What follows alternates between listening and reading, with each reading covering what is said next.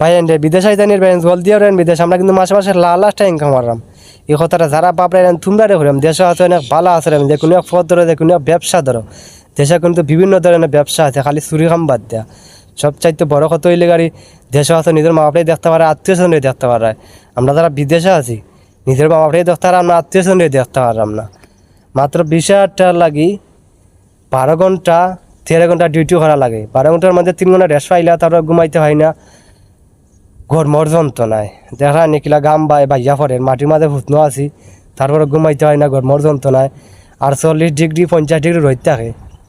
তারপরে কাম হইরা কবিলে মন পায় না যারা কোম্পানিতে কাম করে তারা হইতে পারে